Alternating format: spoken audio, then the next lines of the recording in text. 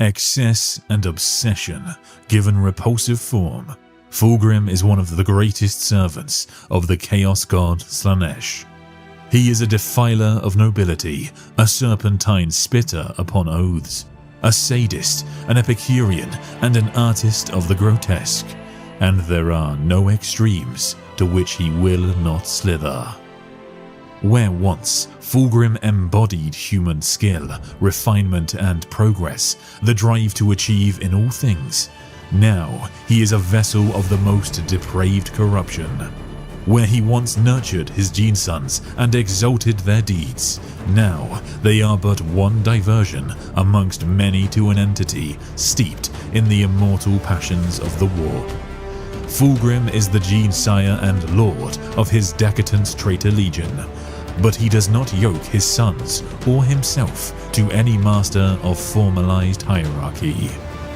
Since his ascension to demonhood millennia ago, Fulgrim has spent long periods away from the scattered warbands that were once his legion. He pursues esoteric experiences, leaving his scions to their own ambitions. At other times, he has appeared to groups of his sons, sometimes unlooked for, at others in answer for their ritualized pleas for his intoxicating presence. These are times of woe for entire subsectors of space, as Fulgrim leads his gene sons in carnivals of bloodshed and destruction, favoring his warriors and his enemies alike with the vibrancy of his supernatural charisma and the sight of his sublime skill in arms. Despite Fulgrim's inconstant devotion to what remains of his legion, all but a handful of his sons adore and idolize him. Many Emperor's children spend their existences searching for him, haunted by a gnawing need to bask in his visceral presence, to know but a sliver of his thoughts or witness his sublime artistry in single combat. Fulgrim is revered and even worshipped by devotees across the galaxy. This includes his transhuman gene sons, mortal cultists, and even some Xenos. There are warbands of the Emperor's children who seek him out, following tales that reverberate around the galaxy of their gene sire holding court on a hidden demon world. Most fail to reach their goal, falling to rivals, being destroyed or led astray in the tides of the warp, or suffering one of many other fates. Yet their unspeakable destructive actions and perverse depravity they indulge in during these ventures to seek Fulgrim's lair are said to draw the eye of Slaanesh. Indeed, many who set out to join their gene sire in his revels have risen in obscene power without ever seeing him. Even before his demonic apotheosis, Fulgrim was capricious and volatile, with intense passions for all manner of subjects, martial, scholarly, aesthetic, and more, which could change on a whim. His turbulent emotions, his conflicting paranoia, and towering self-confidence, as well as his desperate need to better himself and his legion, would ultimately lead Fulgrim to turn traitor and slide into the worship of Slaanesh. There are precious few accounts of his deeds during the Horus Heresy, but the Iron Hands and the Ultramarines hold Fulgrim in special loathing. Their chapter legends condemn him for the felling of their loyal primogenitors, Ferrus Manus and Rabute Guilliman. Fulgrim's emotions have only intensified with the passage of millennia in real space and uncounted eons of existence in the warp. When he manifests among his sons, he seeks to glut himself on as varied a palette of experience as possible. If in one battle he crafts an exquisite strategy to bring the foe to pain, grief and humiliation, in the next he may abandon all tactics to vent his warp-born strength and reflexes in a gory rush of reckless evisceration, and not a single thought for his followers save a splinter of contempt. His elongated body ripples with muscle, his great wings of taut skin bear him aloft in defiance of physical laws. Poison drips from his blades, a nimbus of sorcerous illusion glints from his writhing form and lust, for a new sensation glows in his eyes as he surges from one violent course to the next in a banquet of experience. When Fulgrim manifests in real space, he gilds his form in a panoply of exotic textures, colors, and scents, radiating a hideous beauty according to his whims. He often favors alluringly polished features and serrated reptilian scales, lacquered armor in eye-bleeding shades, and reeking perfumed robes. Strings of glistened ampoules and bells tinkle with his every movement. In hands that may be graceful or monstrous in one battle, and covered in fluted armored gauntlets in the next, he has variously wielded long iridescent polearms, sentient swords, and twitching whips of barbed sinew, or has instead flexed hands tipped with talons that drip with warp-wrought venom. Such armaments are usually formed at will from his own essence. At other times, Fulgrim has instead taken up a physical artifact, a weapon plucked as a trophy from a challenger's corpse, glittering jewels formed from the rendered essences of willing thralls, or peeled flesh of a foe worn as a gruesome fetish, if that is, he deems their form fitting enough to be borne by a being such as he. Some Emperor's children speculate on the display of a heavy black broadsword in Fulgrim's arsenal. It appears perfect in form, but lacks the ornamentation of a demon Primarch's usual flair. None would dare ask their Genesire directly, but assume it to be none other than Fireblade, the sword said to have been forged by Ferrus Manus and gifted to Fulgrim as a sign of their brotherhood. Some believe it to be the original, somehow preserved after 10 millennia. Others swear it is a manifestation of Fulgrim's demonic subconscious, forming in his grasp in response to some buried desire. Like everyone, I kind of wonder whether the demon Primarchs ever feel pangs of regret in their decisions, because of course they've all done horrific things and betrayed so many of the people that they love, but at the same time, being a demon makes you sort of part of a god. So would Slaanesh allow Fulgrim to kind of regret his actions, or would Slaanesh enjoy Fulgrim regretting his actions because she can kind of enjoy that torment? But the idea that Fulgrim kind of can't help but recreate Fireblade consistently over the last 10,000 years, because even after everything he's gone through, and at this point he has lived for probably, tens of thousands of years having been in the warp, he still can't get over the fact that he killed Ferrus Manus. What Fulgrim has become is so horrific, as we'll see today.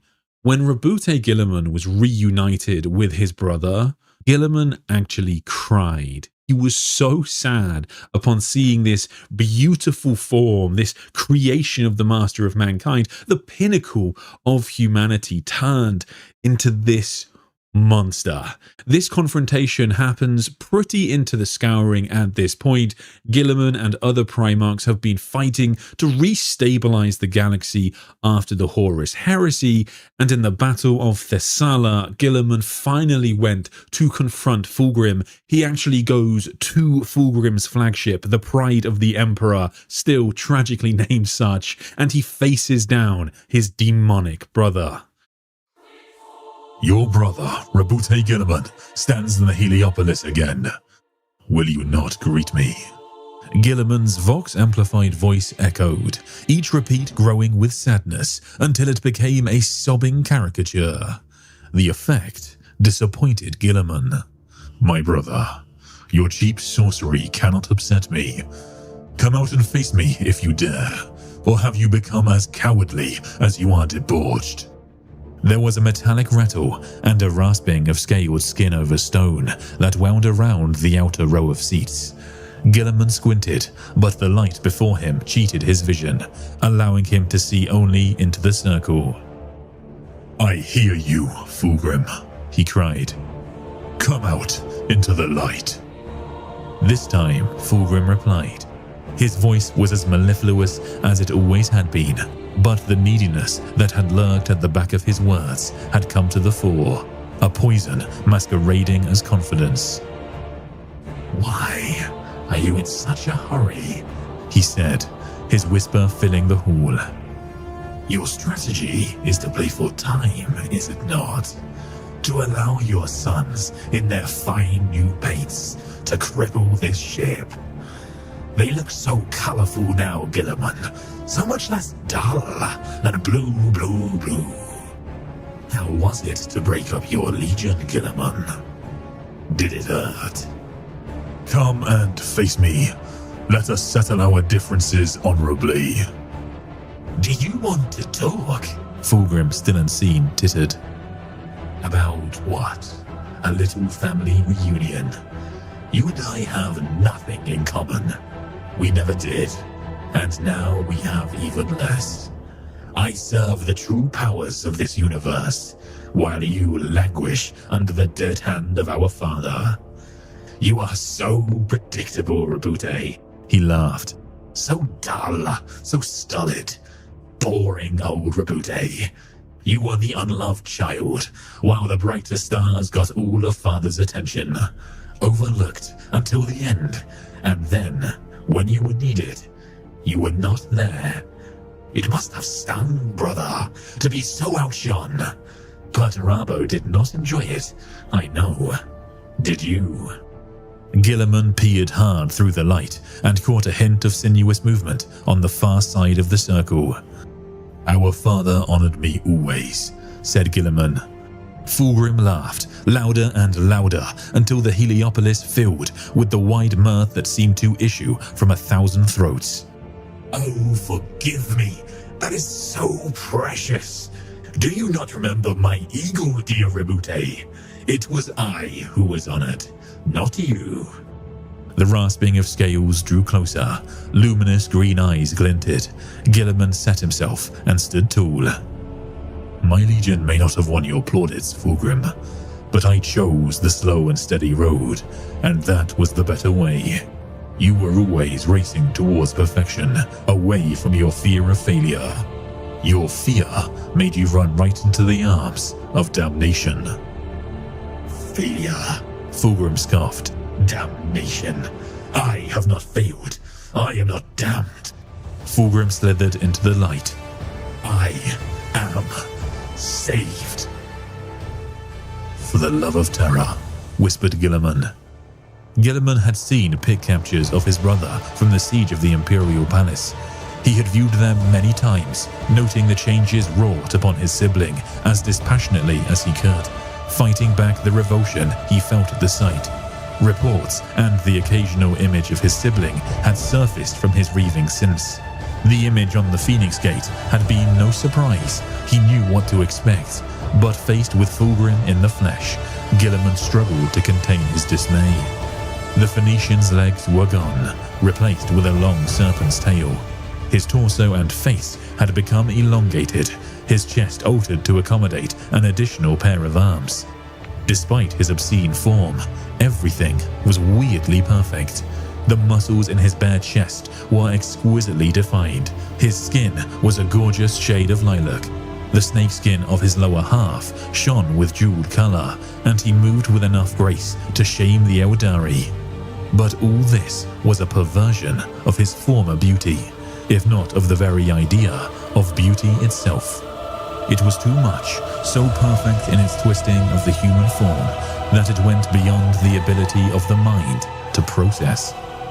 Fulgrim's new shape provoked revulsion by its very nature, while awing with the artfulness by which it had been done.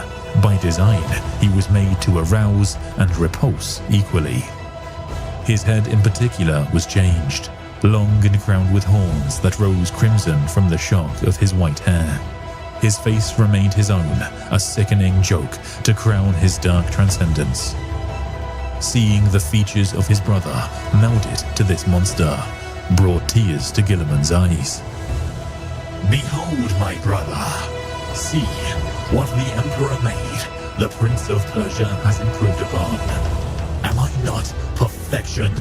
I was made to be a slave, but now I am free, and the companion to the greater God that our father can never be. The Emperor is no god, said Guilliman. The ship quaked.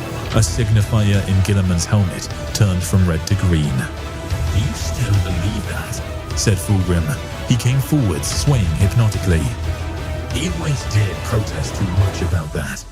You think I am the traitor, I know. You think I am selfish and deluded, but no more so than dear father. He gave me so much, not least a taste for treachery. Fulgrim leaned closer, close enough for his hot, perfumed breath to caress Guilliman's armored face. The cloying stink of it penetrated his breathing grill. There was a scent of something rotten beneath the melange of spices, one note of decay in a bouquet of opulence. There is the truth, thought Guilliman. The miasma of corruption, a corpse hidden in a bed of flowers. Join with me, said Fulgrim seductively. You must be so tired of all this strife. We can bring an end to war and revel together in sweet excess for all eternity. I can show you things, pleasures you would never have dreamed existed.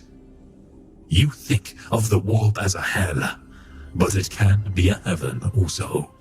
Together, we can usher in an age of delight for all mankind that will never end. Never, said Guilliman. You have been deceived. I will not follow you into darkness. He stepped backwards, his hand going to the hilt of the Emperor's sword. The Primarchs were mighty beings and great in stature, but swollen with the power of chaos. Fulgrim overtopped Guilliman by several feet. It is you who have been deceived, Rebute, said Fulgrim. Look at what you have become, and you will see the wages of disloyalty. You speak to me of loyalty? Fulgrim tutted and shook his long, warped head. And where do your loyalties lie, Lord Commander? You were late to the palace, were you not? Delayed. Always, your love for your own kingdom trumps your so-called loyalty to our father. Like a little emperor, playing at being father in the sand, making tiny empires. You would have saved the 500 worlds and lost 1,000,000. Pathetic. How are your 500 worlds now, brother? How many are left? 400? 3? I hear Angron and Lorgar had a rare time bringing down the bastions of your realm and slitting the throats of your people. Guilliman's anger ran hot. I will not bend the knee to your masters. These gods you and others profess to worship are monsters, nothing more. There can be no rapprochement between us, no reconciliation. You have become the tool of the enemy, and so I must kill you. You have come to kill me? Really? How amusing, because I have come to kill you, said Fulgrim with mocking surprise. He clapped his upper pair of hands. What a coincidence. You do realize I need no starship to travel the void. He gestured at his body, his 4 hands moving with obscene suggestive precision. I am no longer a thing of this realm of ash and dust, but a radiant creature of the warp. He pulled a moo of sympathy. Oh, I am so sorry, but this was a trap for you, Rebute. The whole thing, from the first raise to your supposed victory at Solko, and you have fallen into it. Since the first indication of Fulgrim turning to fight here, Guilliman had known he had been outplayed. But he would not give his brother the satisfaction of knowing this. He steeled his heart and prepared to fight. I will not be turned. I never thought you would, said Fulgrim sweetly.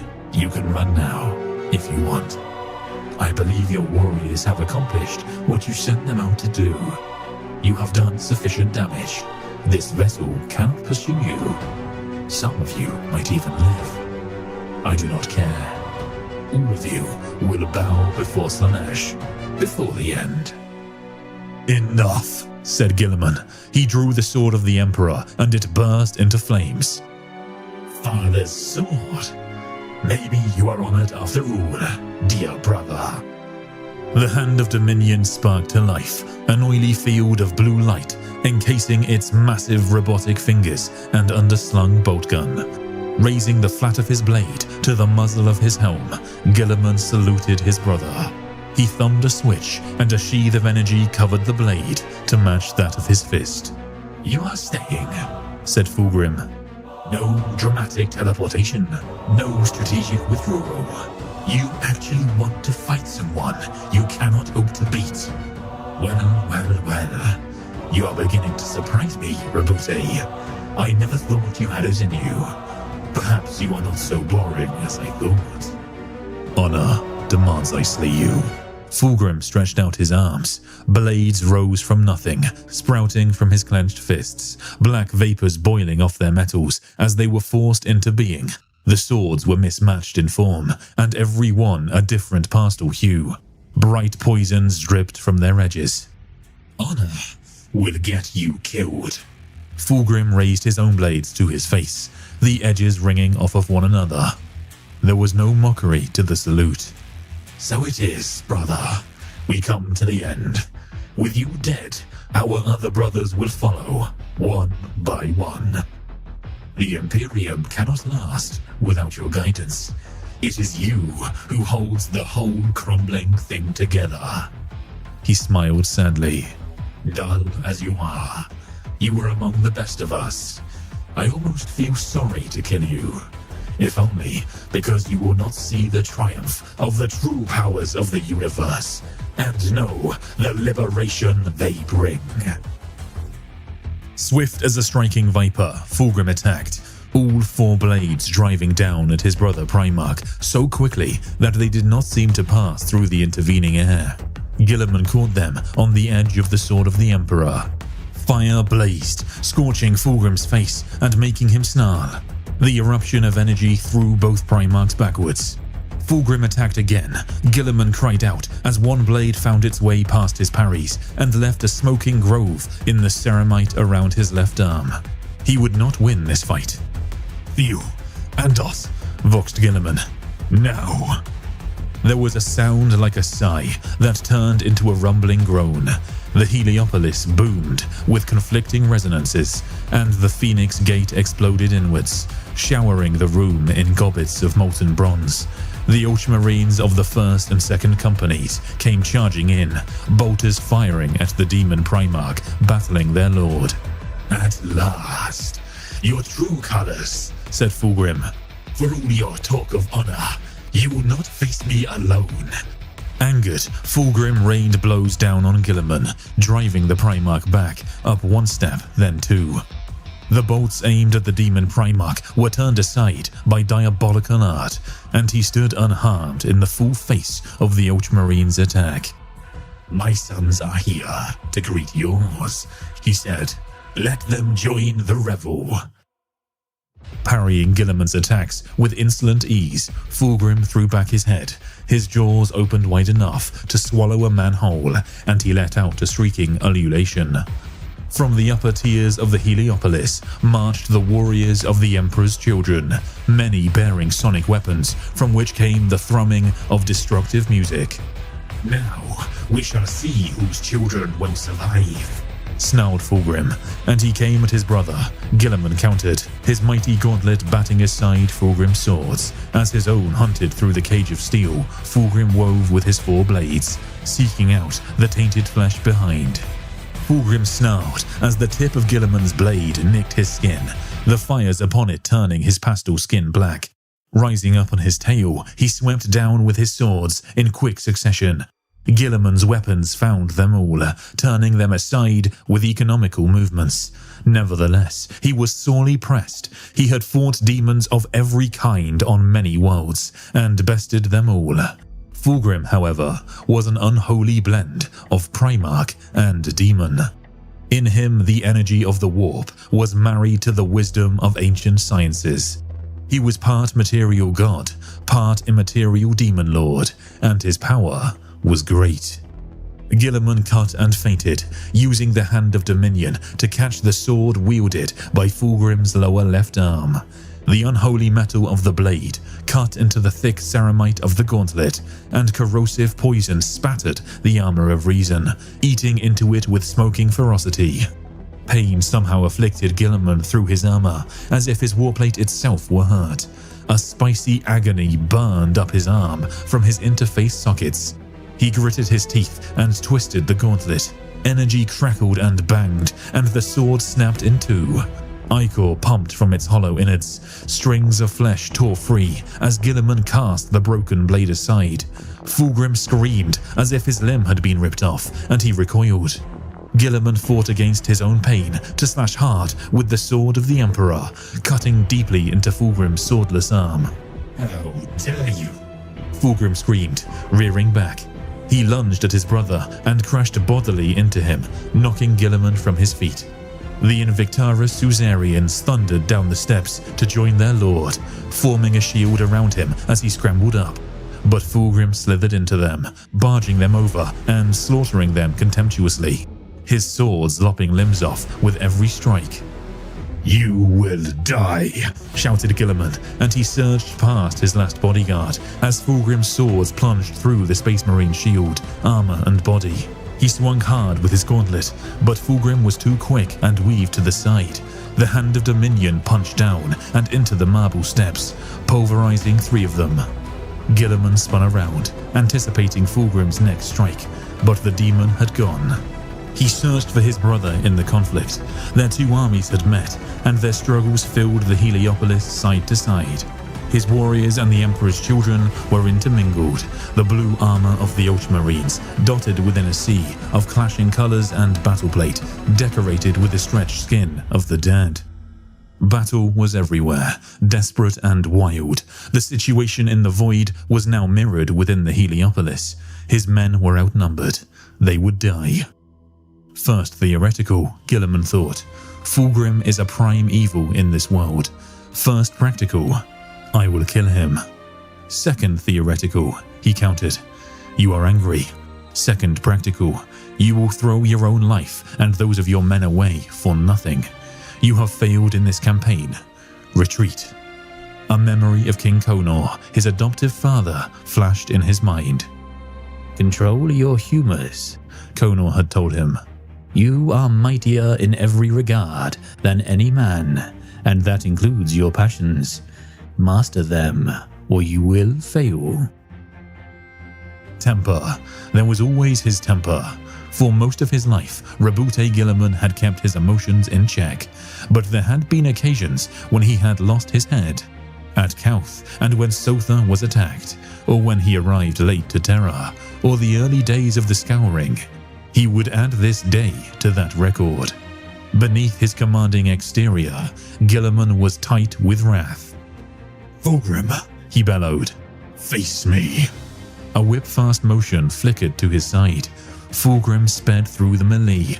Guilliman barely had time to raise his sword before Fulgrim crashed into him, snarling incoherently, knocking him backwards. You hurt me, you corpse master's lapdog. The last vestiges of Fulgrim's humanity melted from his face as it transformed into a mask of pure hatred. No one hurts me. No one beats me. He wrapped his tail around his brother Primarch, constricting him with such force that his armor plate began to crack. Casting aside one sword, Fulgrim reached down and grabbed Guilliman's head. You wanted to face me, so face me, he said, throwing his swords and wrenching free Guilliman's helmet, exposing his naked flesh to the air. The stink of his corrupted brother made Guilliman gag. His head swam as the demon Primarch's scent invaded his nose and throat, unmoderated by his battle helm systems. Pathetic, cried Fulgrim. He uncoiled, flinging Guilliman aside. His wounded arm was already healing, crackling warp energies, working in tandem with his Primarch's physiology to make him whole again. He conjured swords from poisoned mists to fill his empty hands and flew at the master of Ultramar. Guilliman staggered upright, gasping. Every breath poured more of Fulgrim's lethal perfume into his lungs, a poison so potent that it taxed his superhuman body. He parried and parried again, but he could land no counter-strike and was forced back up the stairs. A blow flung his arm wide. He never saw the blade that cut him coming. A cold kiss across his neck, followed by agony. Arterial blood sprayed from his ruined neck. He clamped his hand to the wound, but it gaped beneath armored fingers, and the wound would not stop. Poison crawled in where his blood flooded out. Already it affected him, numbing his lips and making his eyes heavy. With supreme effort, Rebute Guilliman raised the sword of the Emperor for the last time. "How?" he mouthed. His vocal cords were severed. Blood spilled from his mouth in place of words. "I see the mark of Clorferon's athame." Fulgrim swayed as he approached. "He can never turn you, but the cut he inflicted is a scar on the warp that will never heal. It is as great a weakness as your rectitude." Fulgrim smiled, with lips coated in poison paint. Or, I should say, was. Here, the avenging sun meets his end. He smashed Guilliman's blade aside. Fulgrim raised his swords for the killing strike. "Say hello to father for me." A storm of fire blasted down the stairs, bolt rounds streaking by, followed by burning streams of plasma. Fulgrim screeched as a blaze of incandescent gas pierced his protection and burned his side. "To the Primarch! To the Primarch!" roared Captain Andos. Guilliman sank to his knees, unable to speak. His perceptions became fragmentary. Warriors in blue threw themselves at the reeling demon prince, only to be carved up into red chunks in midair. Guilliman's sons tossed away their lives to spare a few drops of his blood. Names and faces flashed through his mind. So many bold and honorable men cast down by betrayal. His brothers unwittingly corrupted or undone by personal failings. Others slain. His sons dying in battle. So many of his sons. A roaring blackness encroached. He fell, but he hit nothing. It felt like floating. A perfumed ocean lapped at him. Joy rode upon its waves. Lies, he thought. Lies. I cannot die. Guilliman forced open his eyes. He was on his back, looking up at the ceiling, his limbs deliciously numb. A treacherous pleasure thrilled his mind as the poison worked on him. Captain Andos was at his side. A wall of warriors in blue ceramites surrounded him. "No, dummy wall, no! Emergency teleport! Emergency teleport!" shouted Andos, his bolter barking. He is panicking, Guilliman thought. Andos is panicking. The howling thrum of sonic weaponry tore away the last of Andos's words, and his head vanished in a mist of red. Chained explosions boomed around Guilliman. Part of the wall of men guarding him was knocked down. A body sailed through the air. The Ultramarine's blue of its power armor cracked open and stained red. A dozen bolters fired near his feet as desperate hands dragged and pulled him, hauling him up the steps towards the ruined Phoenix Gate. His armor caught on the corpses of his sons, each knock a spike of agony in his ruined neck. Blood poured down his windpipe into his lungs, making him splutter feebly. He was going to drown on it. "Retreat! Retreat!" called a voice. "The day is lost." Theo, thought Guilliman. "Is that you?" He could hear Fulgrim's silken, demonic laughter drawing near. "How many Ultramarines have died to save me?" The last we ever see of Rebute Guilliman and Aenid Theo. What a moment it was. It was one of those moments in Warhammer 40k lore that for so long we kind of knew so little about the kind of slaying, as it were, of Rebute Guilliman by Fulgrim. But now, since Dark Imperium, we know exactly just how powerful Fulgrim can be. It's really hard not to think about how Guilliman's done against other Primarchs, or the Lion has since that point. Arguably, Guilliman's gotten more powerful, but Fulgrim is so devastating against the Lord of Ultramar. Even just the smell of Fulgrim, probably one of my favorite kind of minor depictions of chaos, is so potent against the Lord of Ultramar. It's a poison that even Guilliman's Primarch physiology can't really overcome easily. And that description of it's kind of like the most beautiful smell you've ever smelt in your life, but it's kind of like there's also like a dead dog in the room somewhere. Loved that. I thought that was so good. And I think of that now whenever people talk about the kind of the seductions of chaos. Something about it that's just slightly wrong. Dante, thank you for super chat, mate. Just a reminder, Logan Grimnar uses a corn axe, while the Primarch Fulgrim fell to chaos using a Slanesh blade, wolf plot armor. True, yeah. I mean, that does come up in the Emperor's Gift, where he gets the blade from the champion of Khorne, but it's not a demon axe, as it were. It's just kind of like a corn axe. So it is kind of a different thing. But yeah, I get what you're saying. I mean, the fact that he hasn't been corrupted, just pure space wolfy goodness. And interestingly, the corn axe is very useful for Logan Grimnar, because when Fenris itself is attacked and Magnus the Red appears, he actually uses the axe against Magnus the Red. And because in like Warhammer gods, Khorne is the antithesis of Zeech, the axe is especially good versus the Thousand Suns, which is pretty cool. A nice little detail that was clever. A classic Guilliman mistake. He walked straight into a duel with a brother. He never wins those, and Fulgrim also outplayed him strategically in this battle. This is one of those books that actually the retcon sort of helps a little bit.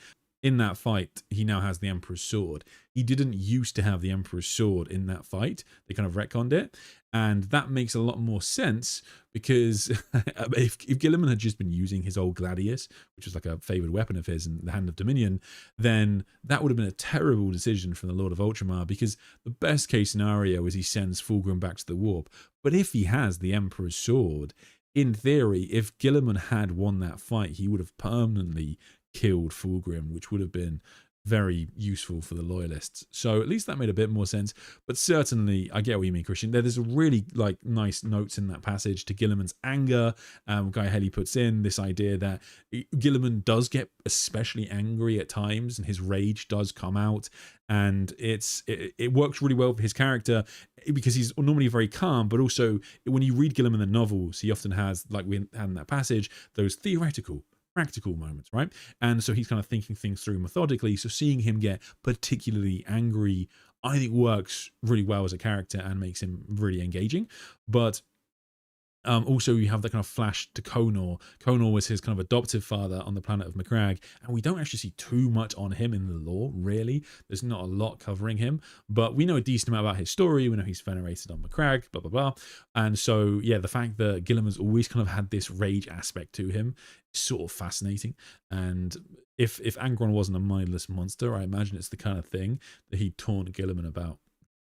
Very funny for Fulgrim to call Guilliman unloved by the Emperor when he had the best upbringing on Ultramar. Yeah, I guess in a way you might be right. Perhaps Guilliman as a child just needed less attention from the Emperor. You can tell the Ultramarines were very successful and liked by the Emperor purely because they were such a large legion, so they obviously had a lot of resources, and the Emperor, I presume, pretty much just let him run things.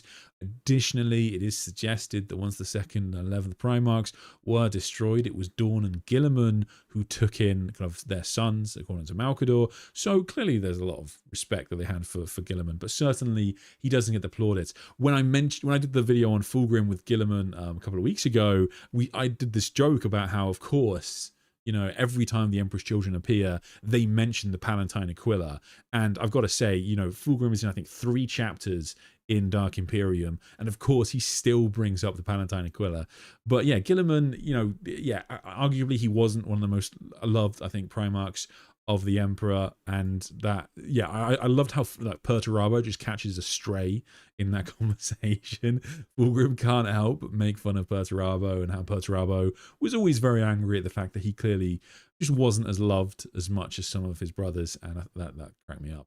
But yeah, I think that Guilliman was probably more trusted than unloved, and the Emperor does say to Guilliman that he's his kind of last hope.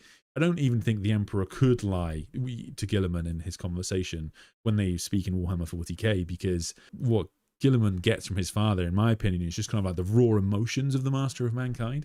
So I don't even think if the Emperor wanted to lie, he could. He's just in too much pain, which I think makes it a bit cooler. If Demon Fulgrim died, would he die as loyalist to Fulgrim? If Guilliman killed him with the Emperor's sword, you would erase his soul from existence, I think.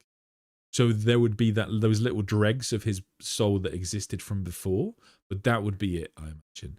And that's just the raw power of the Master of Mankind. God, I love it. Guilliman will never win a fight against another Primarch while he has the Emperor's sword. True, yeah. The sword's power kills permanently, which will never happen, so he will never win in a fight. Yes, I mean, as long as Games Workshop want to keep selling that model, if, you know, sales for Mortarion drop off a cliff, maybe then, but at this point, I think they're selling too well to see that. But yeah, I get what you mean, and I think it's something that they have to be clever about. You know, we want to see fights that, you know, read like they have suspense, but at the same time, yeah, we obviously know you can't have the Lion or Guilliman die, and you can't have Guilliman kill other people. But yeah, Guilliman, for example, beating Mortarion. I don't know if Guilliman could have killed Mortarion in Goblight. Perhaps he could have done at that point.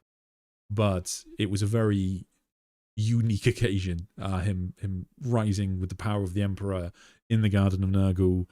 Who knows? You're well beyond my understanding of the warp to say anything confidently there. Is it confirmed that Fulgrim is back with one of the Crone swords, or is it just a popular theory at the moment? I honestly hope it is, because it would pick up the Inari plot again. Sorry, that's not Fady Fox. It's not official. It's a popular theory, and it would sort of make sense because yeah, as your comment very much implies, if you're not familiar with the Inari, guys, the Inari need a final Crone sword to awaken their god, the god of the dead, Iniad. However, that Crone sword is in the palace of Slaanesh, so very hard to get to. But people theorized for a long time, a reasonable theory, that maybe you'd have like a character like Fulgrim who would be so arrogant that he would take the Crone sword out of the palace of Slaanesh, and that's how the Inari would get it back. But sadly, there's no sign of that. And yeah, instead we do get this kind of cool lore. And I will say the lore I spoke about at the start, that was kind of new lore. That this lore around how Demon Fulgrim operates, lots of it could be intuited, but yeah, a lot of it was pretty new. And this idea that he kind of creates these poison blades for himself, and he still wields Fireblade, and we weren't sure if it was the real Fireblade. I loved that lore. I loved the idea of, I just think it makes such a good character, the idea that Fulgrim is forever kind of tortured within his own mind about killing his brother. I just thought that was big. Why hasn't Fulgrim been doing anything for so long? Is it warp time distortion, or is he still depressed about Rylanor humiliating him? So, I mean, there's definitely emotional aspect to Fulgrim. He very much abandons the siege because he gets very angry, and even Rogal Dawn sort of comments that, you know, and Guilliman, Fulgrim kind of hints in this passage, he doesn't really consider his loss to Dawn a proper loss. He kind of just kind of gives up and leaves. He does get angry when people humiliate him. But yeah, this connects to another comment I saw. Sorry, I can't remember who said it, where someone asked like about Lorgar beating Fulgrim in a fight. So the answer to both these questions probably comes from the what's it called? Slaves to Darkness novel. That's it. Which takes place towards the end of the Heresy.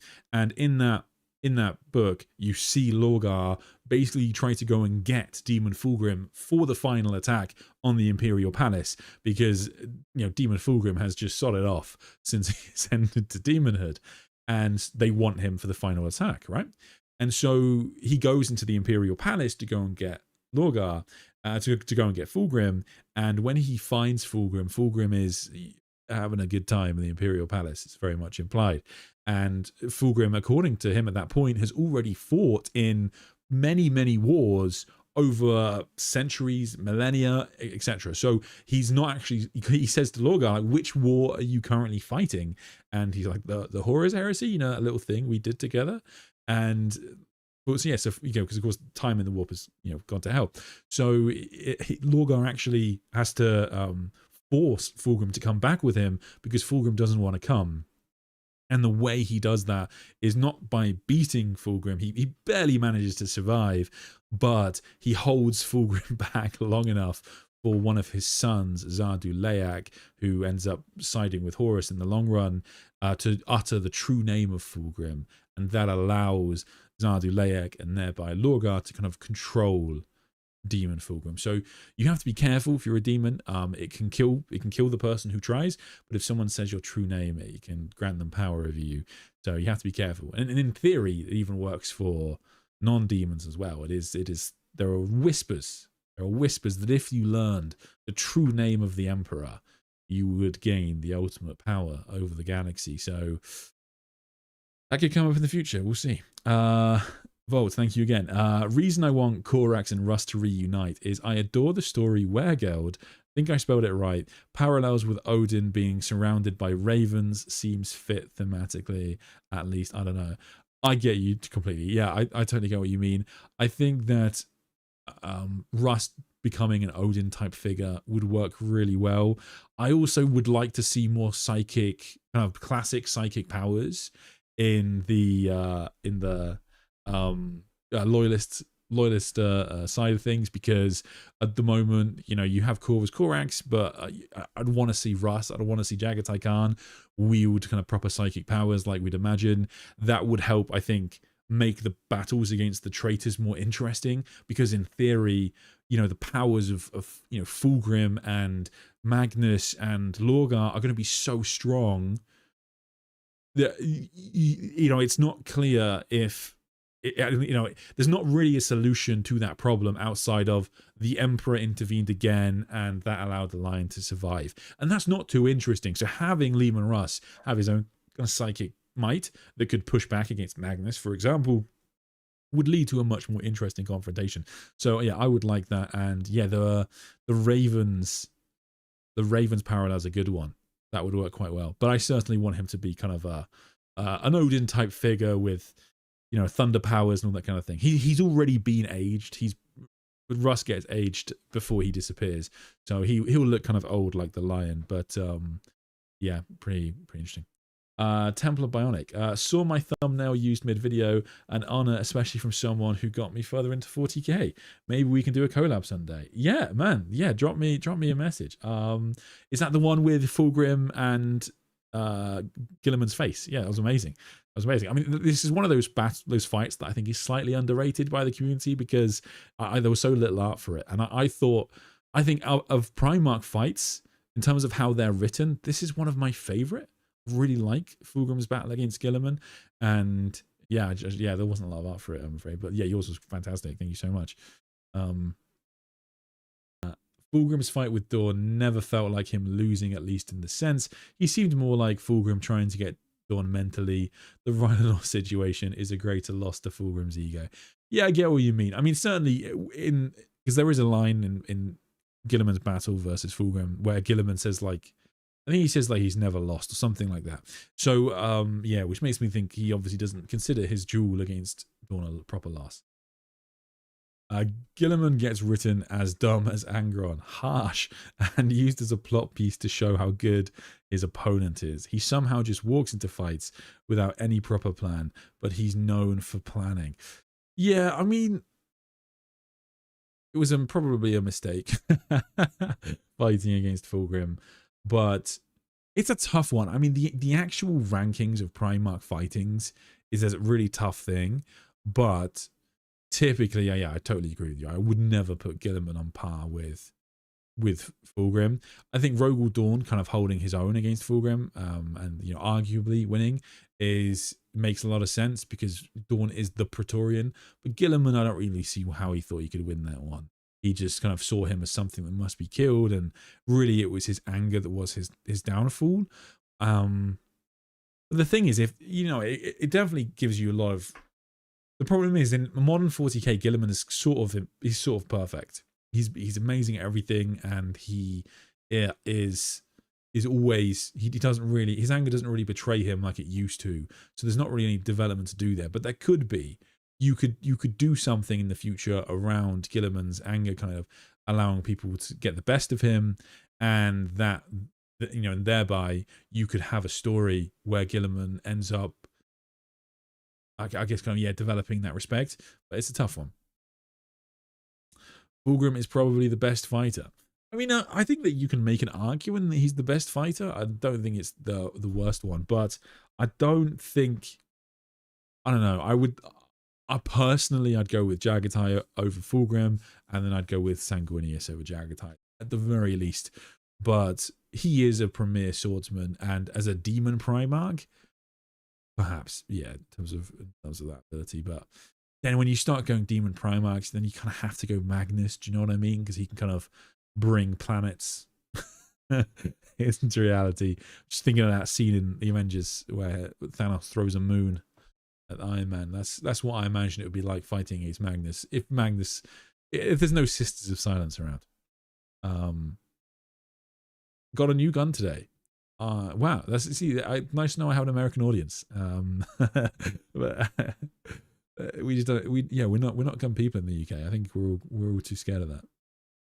Jagatai said he would beat him, so he needs to come back and do it. Yeah, I mean, I think that's the most interesting one. I think that the concept of Jagatai and Fulgrim being switched is such a great plot line for the future. Would love to see that. So yeah, that's what I would do. I also think that, you know, it's the perfect time to have a Drukhari focus. And the last we see of Jagatai Khan is him going into the webway to fight Drukhari. And the White Scars are in the webway looking for Jagatai Khan. It's the moment. I feel it's the moment for Jagatai Khan. I can't wait to see it.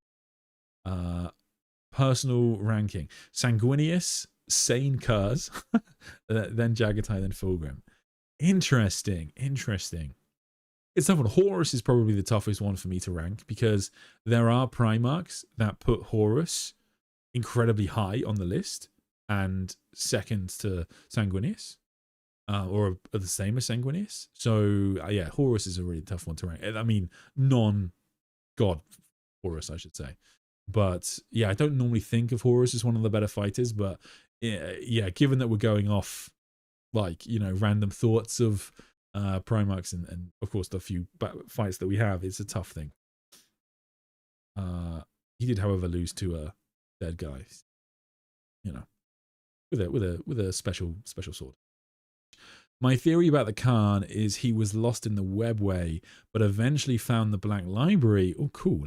And he's been defending it because of its importance. Maybe. I mean, we do see into the Black Library a bit in the Araman series. No mention of Jagatai, sadly, but it would work. I mean, it would be cool. That kind of thing would work. I think that the Harlequins are one of the most interesting parts of Xenos lore. So it wouldn't surprise me to see something like that. Big Monkey King. Sandman, wasn't it stated that the Lion being the best duelist? So I think that in terms of him being the straight up best duelist, I don't think that's the case, stated exactly. I will say the Emperor calls him, I think he is described as the duelist amongst the Primarchs a couple of times. So you could sort of interpret that as that's what he is, but you could also interpret that as he doesn't have a massive personality, and say other Primarchs have other things that define them, maybe. So yeah, it's up to you, but yeah, certainly. I mean, the thing that I've mentioned many times is Lionel Johnson's duel against Leman Russ. When they actually duel, the Lion just disarms Leman Russ and walks away within like seconds. So that is a ridiculous feat. Leman Russ is an incredible fighter, and so the fact that the Lion can do that is unbelievable. I don't think anybody else would be able to do that. One of the streams I might do in the future is kind of the secret fight, I guess, as it were, between Sanguinius and the Lion, which doesn't happen officially in the lore, but we sort of see the fallout to it. And so I don't. There's not a lot to do for like a longer stream, like an hour long, but it's a fun little tidbit of lore. The Wolf King himself was very clear. Sanguinius is the strongest, Kurz the second, and himself versus regular Horus, he said it would be about 60-40. It was in Wolfbane when Garvey or Loken visited him on the flagship. So I know the passage you're talking about. it's not that clear. I don't think he says 60-40. He also doesn't mention many Primarchs by name. And he does mention Sanguinius, and he mentions that Kurz is wild. And of course, he talks about Horus, and he thinks he would take Horus on a good day. But he's speaking to Galvia Loken because he wants to know how powerful Horus has become. And then he says everyone else he would comfortably be. But he includes the Lion in that. And the Lion and Leman Russ do duel, and it is by no means a really easy fight for Leman Russ. Even if you somehow want to say that, I mean, you can argue pretty comfortably, I think, that Leman Russ didn't lose, but you certainly can't argue that Leman Russ won. And so the idea that Leman Russ walks away from that fight and goes, if I was ever to fight the Lion, it would be over so quickly. I don't buy it. I don't buy that at all. So Leman Russ, need your head checked, mate. That's what I say. Don't tell him I said that. Evening. T is for Mugs. How would you like the Khan to return? I would like him to return to fight against Fulgrim primarily. And I think that you could easily find Fulgrim in the webway. The reason for that is because, if you're not familiar, the Drukhari are having a mixed time. They're enjoying the state of the galaxy, but Commorragh itself has nearly been destroyed. And the reason for that is because since the opening of the Great Rift, this affected the webway. And so the barriers that separate the webway from the warp have been weakened a little bit. And especially in Commorragh, demons are pouring in. And this is a big plot point in the Vaults of Terror series. And so the Necrons, as it currently stands, as far as we know, don't have a way to stop this, as Druby or Vex just kind of keeping it all hidden. And so, in theory, you know, the demons most interested in Commorragh are the demons of Slaanesh. So the demons of Slaanesh be trying to get to into Commorragh. Wouldn't surprise me to see Fulgrim chomping up some Drukhari, and if he suddenly, if he suddenly picks up the scent of his brother down a corridor in the webway, it wouldn't surprise me to see him kind of go on a tangent and try and find his wayward brother, because undoubtedly Fulgrim's pride would make him want to fight Jagatai. I think that's a certainty. Awesome. Okay. I think I'm losing my voice now. Sorry, coming out of a cold. But thank you so much. I think I covered all the super chats. Thank you so much, everyone, for supporting the stream. This was great. I had such a good time. I super hyped for Fulgrim to return. I will read that book pretty much as soon as it comes out. I don't necessarily think it will be complete groundbreaking when it comes, but I'd love to be wrong.